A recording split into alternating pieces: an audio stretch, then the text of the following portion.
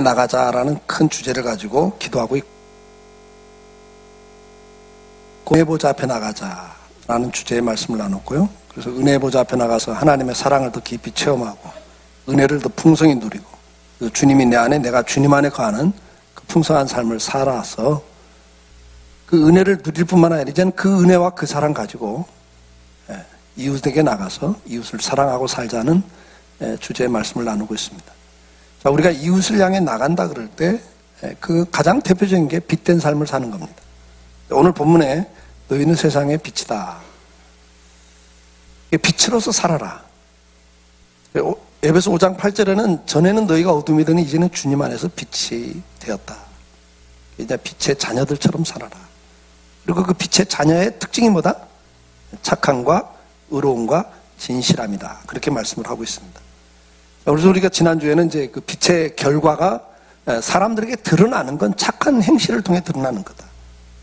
그 착한 행실은 관용하는 것, 이 경쟁사회 속에서 관용하고 양보하는 게 착한 행실이고 배려하고 섬기는 게 착한 행실이다라고 말씀을 드렸습니다. 오늘은 이제 의로움에 대해서 같이 좀 나누려고 합니다.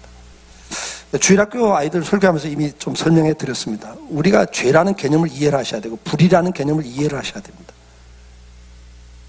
불법을 행하는 것, 불의라고 이제 이 죄를 짓는 것은 하나님 말씀에 못 미치거나 빗나가는 걸 말합니다. 그래서 이 의로움이라는 단어는 디카요수네라는 단어인데, 이 디카요수네라는 단어는 두 가지 대표적인 개념이 있습니다. 첫째가 적당한 그런 의미고 하나가 공정한 그런 의미입니다. 그래서 우리가 먼저 이 의롭다는 개념이 적당하다는 개념이에요. 적합한 그런 의미예요. 근데 그 개념이 어디서 나오냐면 이 죄의 문제에서 나와요.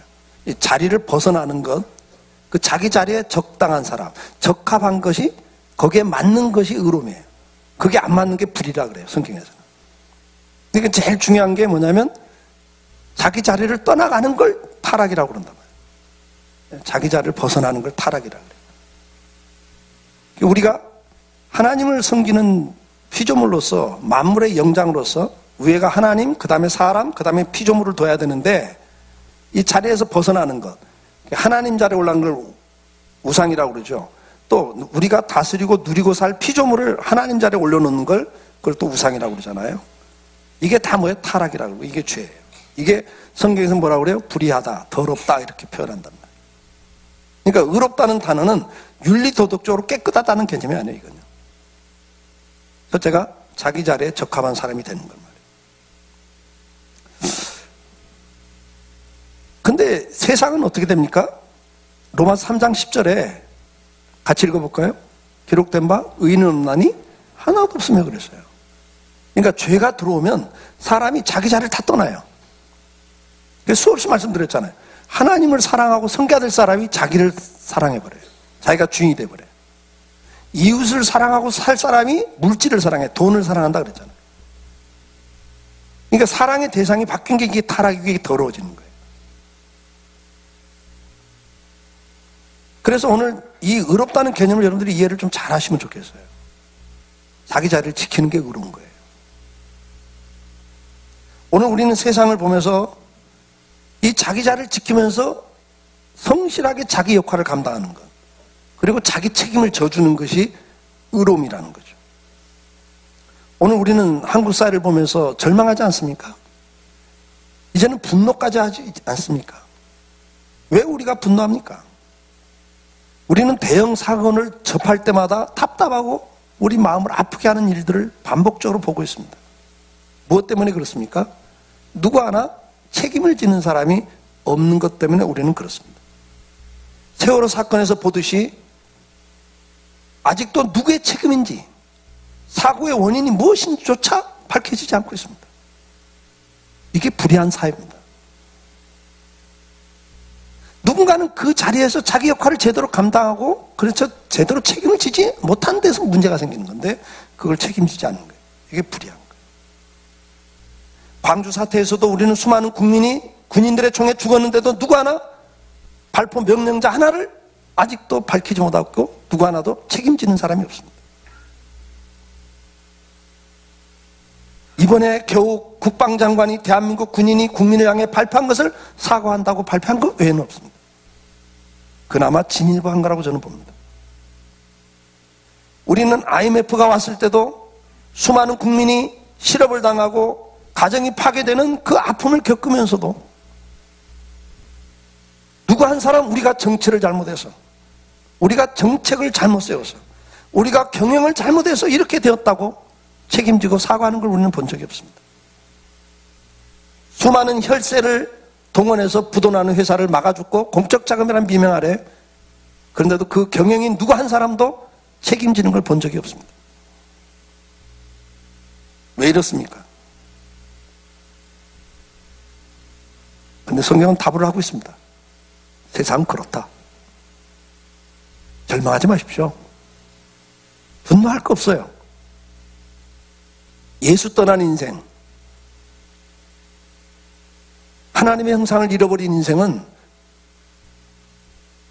그렇게 책임지고 살지 못합니다. 공평하고 정의롭지 못합니다. 세상은 어차피 이렇게 어두워져 있습니다.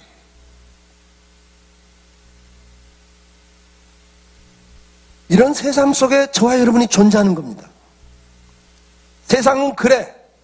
그러니까 돌을 던질 필요도 없고, 세상은 원래 그래. 그러니까 나도 그렇게 살 수밖에 없어라고 같이 휩쓸려 가서도 안 되는 겁니다. 저와 여러분이 그리스도인이 이 땅에 존재하는 이유는 뭡니까? 그 어둠 속에 사람은 이렇게 사는 거야. 이렇게 살아야 복이야. 이렇게 살아야 행복한 거야 라고 보여주는 존재로 있는 거예요. 그걸 우리는 사명이라 그래요. 그걸 빛이라고 표현하는 거예요, 성경은. 그리고 그렇게 드러낼 수 있는 것이 하나가 뭐냐? 의로움이라는 속성이라는 겁니다. 우리는 살아가면서 먼저 하나님에 대한 우리의 의무를, 자리를 지켜야 됩니다. 신명기 6장 5절에 성경은 우리에게 이렇게 고면합니다. 너는 마음을 다하고, 무조건 같이 읽으세요. 뜻을 다하고 힘을 다하여 내 하나님 여호와를 사랑하라. 아멘. 사람을 만든 목적이 뭐라고 그랬어요? 하나님을 사랑하고 사랑받으면서 행복하라고 만들었고, 만물의 영장으로 하나님을 섬기며 밑으로는 하나님 만들어준 자연세계를 다스리고 살라고 우리를 만들었다 그랬잖아요. 근데 여기에서 벗어나 버리는 것이 불이라고 말해요. 의롭지 않은 거예요. 우리는 마음을 다하고 뜻을 다하고 힘을 다해서 하나님을 사랑할 때 이게 의로움이에요. 윤리도덕적으로 깨끗한 것이 의로움이 아니라, 여러분들이 어떤 법을 하나 지킨 것이 여러분을 의롭다고 만들어주는 게 아니라, 의로움이 뭐냐? 하나님을 내 인생의 주인으로 모시고 그분을 사랑하고 사는 것, 그게 의로움이고, 하나님을 주인으로 모시지 않고 내가 주인 돼서 살고 내 멋대로 사는 게 불이에요. 그리고 성경은 그걸 죄라고 그러고 그것을 뭐라고 그래요? 더럽다 그런단 말이에요. 그게 불이에요. 기독교인들이 윤리도덕적으로 가야죠. 그러나 윤리도덕적으로 가면 안 돼요. 우리는 근본이 뭐냐? 사랑하고 사는 사람이에요. 사랑할 줄 모르면 여러분 그게 불이에요. 마음을 다해서, 뜻을 다해서 하나님 사랑하지 않은 게 그게 불이라고 해요. 하나님을 아버지라고 부르지 않고, 하나님 내 인생의 주인이라고 인정하지 않고 내 생각대로 내 방법대로 살아가는 거, 말씀은 묵상조차 안 하고 기도도 안 하면서 그냥 내 경험 가지고 내 생각 갖고 하루하루를 살아가는 게 그게 뭐예요? 하나님 볼 땐 불이라고 말해요. 그게 죄예요, 여러분. 작년 한 해 동안 그래서 그렇게 수없이 이야기한 거예요. 은혜 보좌 앞에 나가시라고. 매일매일 삶 속에 하나님과 대화가 있어야죠. 그분의 뜻을 경청을 해야죠. 마땅히 창조주시고 구속주이신 하나님을 섬기며 살아야죠. 무엇을 하든지 주님의 은혜 속에서 행해져야죠.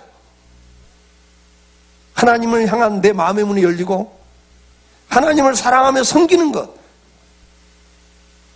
그게 의로움이에요. 윤리도덕적으로 법을 지키는 게 의로움이라고 생각하시면 안 돼요. 신명기 6장 25절을 또 같이 봅니다. 우리가 그 명령한 대로 그 모든 명령을 우리 하나님 여호와 앞에서 삼가 지키면 그것이 곧 우리의 의로움이라 그랬어요. 아멘? 우리가 말씀에 순종하는 게 의로움이고 불순종하는 게 불이에요, 여러분. 말씀을 지키는 게, 순종하는 게 의로움입니다. 베드로는 4장 2절에 뭐라고 말씀합니까? 그 후로는 다시 사람의 정욕을 따르지 않고 하나님의 뜻을 따라 육체의 남은 때를 살려 함이라. 뭐가 불이에요? 아직도 내 정욕대로 사는 게 불이랍니다. 그게 더러운 거예요, 여러분. 뭐가 의로움이에요? 하나님의 뜻을 따라 살아가는 게 의로움이에요. 이게 회복이 돼야 됩니다. 그 다음에는 뭡니까? 이제 우리가 빚된 삶에서 이 의로움의 개념 속에 하나님과의 관계도 중요한데, 이 하나님을 모르는 세상 속에서 빛의 개념의 의로움은 인간관계입니다. 여기서부터가 또 중요한 거예요. 다른 사람에 대한 의무를 다하는 것이 의로움이고 바르게 사는 겁니다. 무슨 말입니까? 저는 하나님께서 무슨 포지션을 줬다고요? 제가 한 가정에는 우리 부모님에게는 장남이라는 포지션을 저한테 주셨고, 결혼했기 때문에 남편이라는 포지션을 줬고, 하나님이 남매를 허락해 주셨기 때문에 저는 아버지라는 포지션을 받았다고 그랬잖아요. 그 자리를 지키는 게 의로움이라는 거예요. 거기에 적합한 사람이 되는 게 의로움이라는 거예요. 남편으로서, 아버지로서 책임을 지지 않는 것, 그게 불이라고 성경은 말씀하는 거예요. 아버지로서 아버지 역할을 하지 않고 자녀들에게 무책임한 것,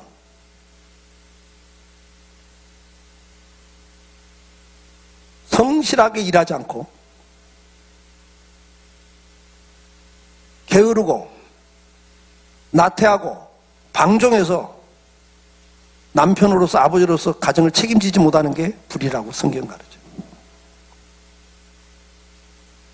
창세기 3장 19절 말씀 같이 읽습니다. 네가 흙으로 돌아갈 때까지 얼굴에 땀을 흘려야 먹을 것을 먹으리니 네가 그것에서 취함을 입었습니다. 너는 흙이니 흙으로 돌아갈 것이니라 하시니라. 남자분들 땀 흘리셔야 돼요.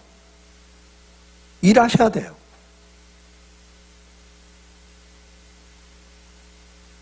가정을 책임지지 못하는 건 그게 불의한 겁니다. 성경 그걸 더럽다고 표현하는 거예요. 의로움이 뭐예요? 책임을 지는 거예요. 성실하게 자기 역할을 감당하는 거예요. 자기 자리를 지켜주는 거예요. 남편이 무능하고 무책임해요. 그런데다가 날마다 술이나 먹고 들어왔고 폭력이나 써요. 살 수가 있다 없다? 살 수 없죠. 그런데 하나님이 나한테 이 자리를 줬으니까, 이 사람을 나한테 짝을 줘줬으니까 내가 인간적으로는 더 이상 살 수 없지만 하나님 앞에서 내가 나한테 주신 분복이다. 그래서 성경에서 가르친 대로 에베소 5장 21절로 28절 한번 봅시다. 그리스도를 경외함으로 피차 복종하라. 아내들여 자기 남편에게 복종하기를 주께 하듯하라. 이는 남편이 아내의 머리됨이 그리스도께서 교회의 머리됨과 같음이니 그가 바로 몸의 구주시니라. 그러므로 교회가 그리스도에게 하듯 아내들도 범사에 자기 남편에게 복종할지니라. 남편들아 아내 사랑하기를 그리스도께서 교회를 사랑하시고 그 교회를 위하여 자신을 주신 같이 하라. 이는 곧 물로 씻어 말씀으로 깨끗하게 하사 거룩하게 하시고 자기 앞에 영광스러운 교회로 세우사 티나 주름 잡힌 것이나 이런 것들이 없이 거룩하고 흠이 없게 하려 하심이라. 이와 같이 남편들도 자기 아내 사랑하기를 자기 자신같이 할지니 자기 아내를 사랑하는 자는 자기를 사랑하는 것이라. 골로새 3장 18절 19절. 아내들아 남편에게 복종하라. 이는 주 안에서 마땅하니라. 남편들아 아내를 사랑하며 괴롭게 하지 말라. 중요한 건 뭡니까? 남편이 도저히 같이 살 수 없는 사람인데도 불구하고 죽게 하듯 하라고 했으니까 내가 순종하고 복종해 보겠습니다. 주변 사람들이 예수 안 믿는 사람들이 이해가 안 돼요. 집안 식구들이 이해가 안 돼요. 자녀들도 이해가 안 돼요. 저 아버지는 죽었으면 좋겠어. 저는 가끔 듣는 이야기입니다. 나는 아버지가 죽었으면 좋겠다고 생각했습니다. 왜? 아버지가 아니었으니까. 아버지가 없었으면 좋겠다고 생각했습니다. 하나님 아버지라 소리 듣고도 소름이 돋았습니다. 이런 이야기를 하는 자녀들이 있습니다. 그런데도 불구하고 그런 부모만 일지라도 하나님이 나한테 왜 붙여줬을까? 그래서 하나님 말씀대로 내가 한번 순종해 보겠습니다. 그래도 한번 섬겨 보겠습니다. 사람들이 볼 때 어떻게 저렇게 살아? 그런데 억지가 아니라 그 안에 감사가 있고 기쁨이 있고 평안한 안정됨이 있고, 도대체 저런 상황에서 어떻게 저렇게 살 수 있냐? 그냥 그걸 볼 때, 이웃들이 볼 때 저게 뭐지? 근데 그게 신앙이야. 예수 때문에 그렇다는 거예요. 이럴 때 그게 의로움으로 드러나는 거예요. 그게 빛이라는 거예요. 성경은 그걸 이야기해요. 에베소 6장 1절로 4절에 부모 자녀 간의 관계를 이렇게 설명합니다. 같이 읽습니다. 자녀들아, 주 안에서 너희 부모에게 순종하라. 이것이 옳으니라. 내 아버지와 어머니를 공경하라. 이것이 약속 있는 첫 계명이니 이로써 네가 잘되고 땅에서 장수하리라. 또 아비들아, 너희 자녀를 노엽게 하지 말고 오직 주의 교훈과 훈계로 양육하라. 의롭다는 거 하는 것은 자기 포지션에서 자기 역할을 감당하는 거예요. 책임을 져주는 거예요. 상대가 어떻게 하든 간에 상관없이 그건 내가 하나님 앞에서 하는 거예요. 그걸 성경에서는 의롭다, 그렇게 하지 않는 걸 불이다, 그렇게 설명을 하고 있는 겁니다. 우리는 사회 속에서도 마찬가지입니다. 골로새 3장 22절로 24절 말씀을 같이 봅니다. 종들아, 모든 일에 육신의 상전들에게 순종하되 사람을 기쁘게 하는 자같이 눈가림만 하지 말고 오직 주를 두려워하여 성실한 마음으로 하라. 무슨 일을 하든지 마음을 다하여 주께 하듯 하고 사람에게 하듯 하지 말라. 이는 기업의 상을 주께 받을 줄 아나니 너희는 주 그리스도를 섬기느니라. 회사에 가서 사장이 악질이에요. 노동력을 착취하는 사장이에요. 그러니까 적당히 눈가림으로 일할 수 있죠. 네가 그래, 나도 그러면 나 받은 만큼만 한다. 여러분 23절에 보세요. 뭐라고 말해요? 23절 한번 보여주세요. 무슨 일을 하든지 마음을 다하여 누구에게 하듯 하라? 주께 하듯 하라 그랬어요. 상대가 어떻게 하든 간에 나는 하나님 앞에서 하는 거예요. 하나님 앞에서. 하나님 앞에서. 그래서 22절에 뭐래요? 눈가림으로 하지 말라 소리를 하는 거예요.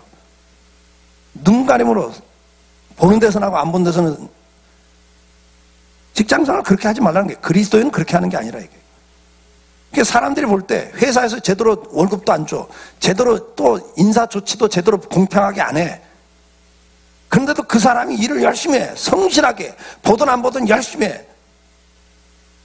저 사람 좀 머리가 좀 빈 사람이구만. 적당히 눈치껏 하지. 뭘 저렇게 회사 뭐 평생 보장도 안 해주는데 언제 자를지도 모르는 회사 저렇게 일하나? 그런데 이 사람은 끝까지 그렇게 해. 근데 그 이유가 뭐냐니까 24절이에요. 24절 뭐라고 그래요? 누가 갚아주세요? 내가 지금 죽게 하듯 하기 때문에 주님께서 내 인생에 갚아줘요. 나나 내 자녀들의 인생길에 하나님 축복을 한단 말이에요. 그걸 보고 해요. 그러니까 기쁨으로 하죠. 그러니까 직장 생활을 그렇게 하라는 거예요, 주님은. 골로새 4장 1절은 뭐라고 그래요? 경영하는 사람들은 뭐라고 그래요? 의와 공평으로 종들을 베풀어라. 너 공평하게 인사 조치해? 너 공평하게 대가를 지불해? 왜? 하늘에 네 주인 있잖아. 하나님 너한테 맡긴 거잖아. 그 네 사업이냐? 내가 풀어버려. 그건 네 거 아니야. 내가 너한테 맡긴 거잖아. 뭘 위해서? 청지기로, 관리인으로. 뭐 하라고? 그 회사에서 만든 제품을 통해서 많은 사람들에게 이익을 주라고, 기쁨을 주라고, 그리고 그 직원들의 가정을 행복하게 만들어주고 풍요롭게 만들어주라고. 나는 그걸 위한 청지기, 관리인이다. 정치를 하면서도 어떻게 정치를 해야 됩니까? 이건 내 권력이 아니다. 하나님이 나한테 이 정치인으로서 대통령이나 국회의원이나 뭐든 간에 정치인으로서 이 권력을 주신 것은 나 부귀영화 명예를 위해서 내 측근들 살리라고 준 게 아니다. 대통령이면 나는 대한민국의 대통령이지 나를 지지하는 국민의 대통령이 아니에요. 자기 당을 위해서 정치하면 안 된단 말이에요. 대통령이 됐을 때. 여당이든 야당이든 우리는 국민을 위해서 하는 거다. 말로만 국민 하지 다 자기들 실속 챙기고 자기들 라인 살리고. 기독교는 그러면 안 되는 거예요. 세상은 그렇게 가요. 근데 그 속에 기독교인이 있잖아요. 국회의원도 있고. 요즘 우리가 왜 가슴이 아파요?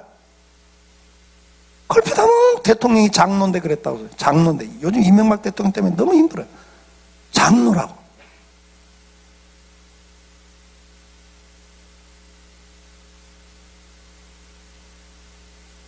그건 권한이 아니에요. 성기라고 준 거란 말이에요. 우리가 어떤 분야에서 일을 하든 간에 제가 주일학교 설교했잖아요. 그 세계적인 투자가 소로스? 김찬주 장로님 앞에 이름이 뭡니까? 짐 소로스입니까? 조지 소로스. 그 사람이 말했어요. 대한민국 5년 안에 망한다고. 그 이유가 뭐냐? 젊은이들이 공무원만 되려고 한다고. 이 나라는 희망이 없다고. 젊은이들이 도전도 없고 안정된 직업만 찾아 공무원 되려고 저 난리인데 이 나라는 희망 없다고. 대한민국은 자기는 투자 안 한대 그랬어요. 왜? 대한민국은 희망이 없다고. 귀담아 들을 이야기 아닙니까? 여러분 자식들에게 그렇게 요구하잖아요. 공무원 되라고. 선생 되라고. 그쪽에 재능도 없는데. 그게 불이에요 여러분. 그래야 공무원 되면 국민을 섬기지 않죠. 자기 밥그릇인데. 편하게 살려고 그 직업을 택했는데. 섬기는 자세가 없죠 당연히. 그게 뭐라고 그래요? 더러운 거예요. 불이에요. 의로움이라고 하는 것은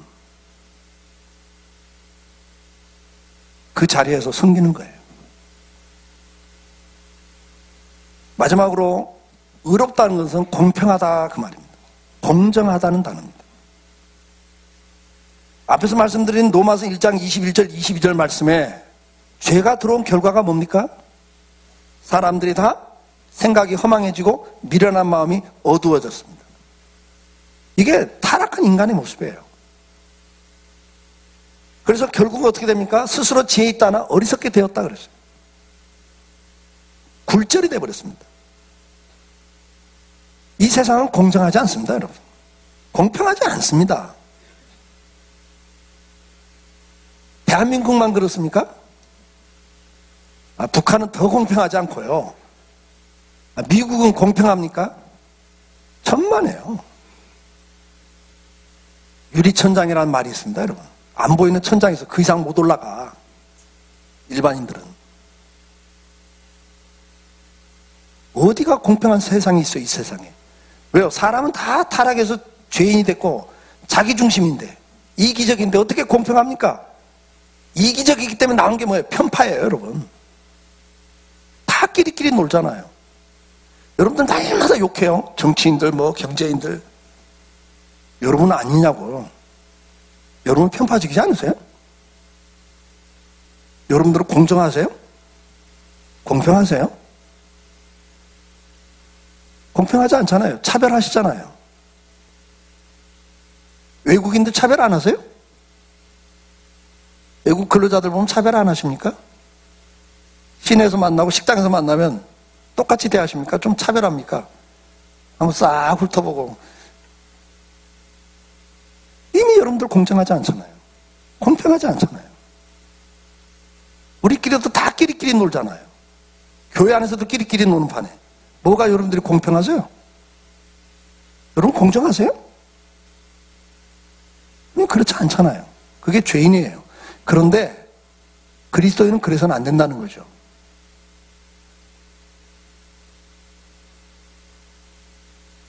가진 자와 없는 자, 배운 자와 못 배운 자, 특권층과 일반층이 있습니다. 요즘 젊은이들이 왜 좌절합니까? 공정한 게임이 아니라고 때문에 좌절한 거 아닙니까? 100m 달리기인데 똑같은 스타트 라인에 서 있지 않습니다. 어떤 사람은 99m 지점에 서 있어요. 100m 달리기에. 여기서 출발하는 막 길을 쓰고 죽으라고 사력을 다해서 달려가도 걔를 이길 수가 없습니다. 걔는 뭐 한 걸음만 가면 골인인데 99m가 딱 서 있는데 어떻게 이겨요 그걸? 그냥 그것 때문에 우리는 분노하는 거 아니에요? 좌절하고. 여러분 아셔야 돼요. 세상은 그래요. 그걸 확 뒤집어 버려. 공산주의 만들면 똑같아져요? 저 북한 보세요. 뭐가 똑같아요? 소련이 똑같았어요? 평등사회가 됐습니까? 공산주의든 사회주의든 자본주의든 뭐 민주주의든 다 공평하지 않아요. 여러분. 왜요? 사람이 본질이 타락해 있기 때문에. 악인이기 때문에. 근데 중요한 건 뭐라고요? 그런 속에 저와 여러분을 하나님이 딱 심어놓은 거예요. 그런 속에. 거기서 뭐 하라고? 거기서 한번 그래도 보여주라고. 그렇게 사는 게 아니라고. 우리는 그렇게 살지 않을 수 있는 힘을 주셨어요. 거듭났기 때문에. 믿으십니까? 예수님 안에서 은혜 속에서 우리는 공정하게 살 수 있는 힘을 주셨단 말이에요. 신명기 1장 16절을 한번 보세요. 내가 그때 너희에게 재판장에게 명하여 이르기를 너희가 너희의 형제 중에 송사를 들을 때 쌍방간에 공정히 판단할 것이며 그들 중에 있는 타국인에게도 그리할 것이다. 근데 이렇게 하냐고요 우리가. 근데 우리는 이렇게 하라는 거예요. 예수 믿는 사람.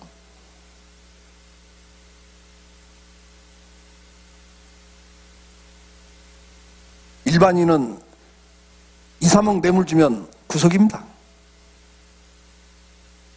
근데 이재용 씨는 풀려납니다. 사법부가 공정해요? 입법부, 사법부, 행정부 어디가 공정해요 여러분? 이사야 10장 2절에 뭐라고 말씀합니까? 주님은 가난한 자를 불공평하게 판결하여 가난한 내 백성의 권리를 박탈하며 과부에게 토색하고 고아의 것을 약탈하는 자는 화 있을진저 그래요. 하나님 심판한다 그래요. 근데 이 땅은 하나님 심판 두려워하잖아요. 세상 사람은 하나님 모르기 때문에. 법이 만인에게 평등해야 되는데 그렇지 않아요. 특권층이 있다는 말은 공평하지 않은 사회란 이야기입니다. 근데 그 사회 속에 오늘 예수님이 계셨고 우리가 있는 거예요. 예수님이 인종차별하지 않았어요. 성차별하지 않으셨어요. 가진 자와 없는 자를 구별하지 않으셨어요. 주님은. 오늘 우리는 그 사랑을 배운 사람들입니다. 그거 가지고 나가는 겁니다. 신명기 25장 15절 말씀 같이 읽어봅시다. 오직 온전하고 공정한 저울추를 두며 온전하고 공정한 대를 둘 것이라. 그리하면 내 하나님 여호와께서 내게 주시는 땅에서 내 날이 길리라. 우리는 공평해야 될 사람입니다. 공정해야 될 사람입니다. 세상은 어둡습니다 여러분.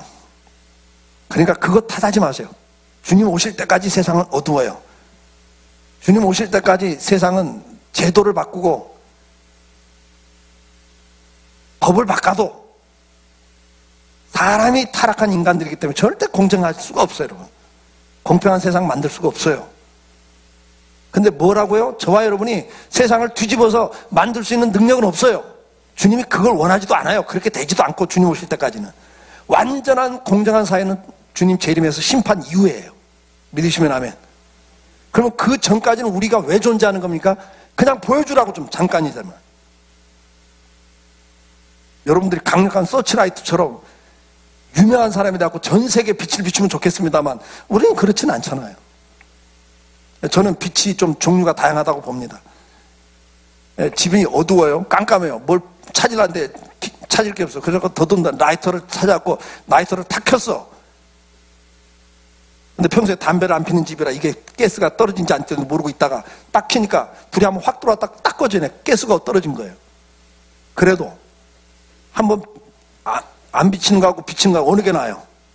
한 번이라도 살짝 화냈다가 깜깜해져도 감은 잡잖아. 아 저쪽이구나. 아 저 앞에 가면 넘어지겠구나. 아 저쪽에 있었구나.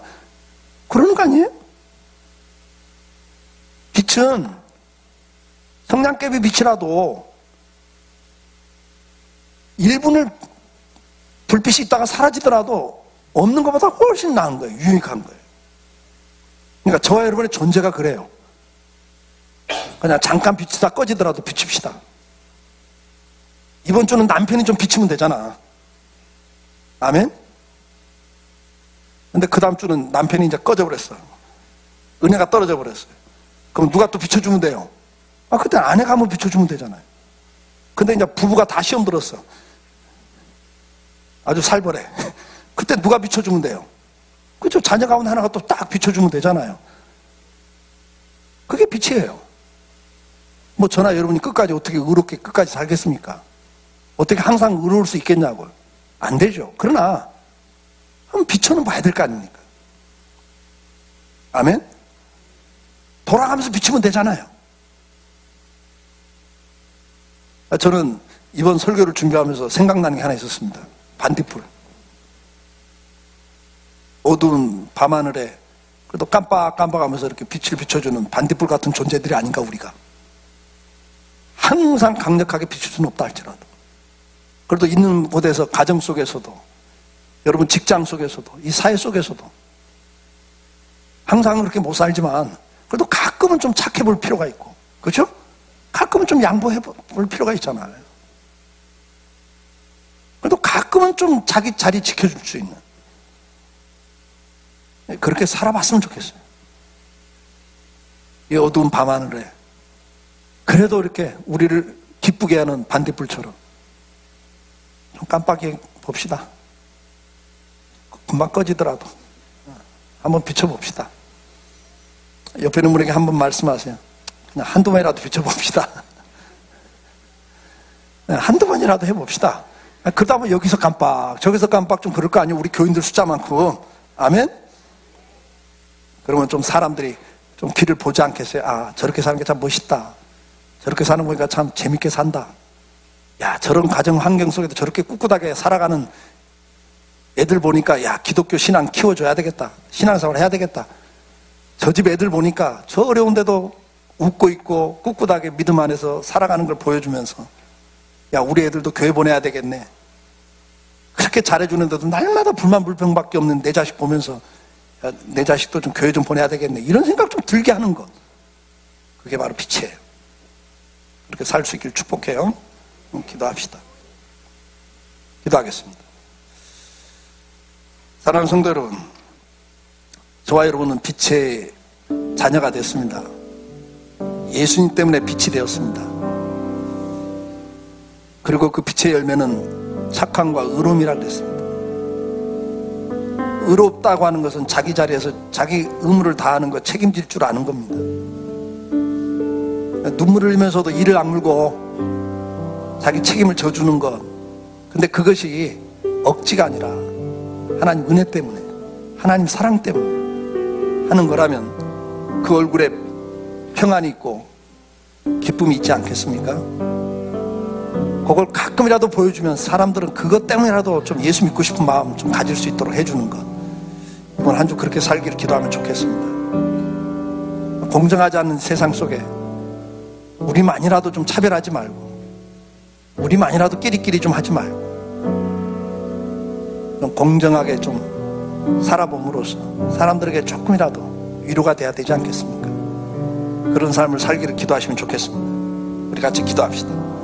사랑하는 주님,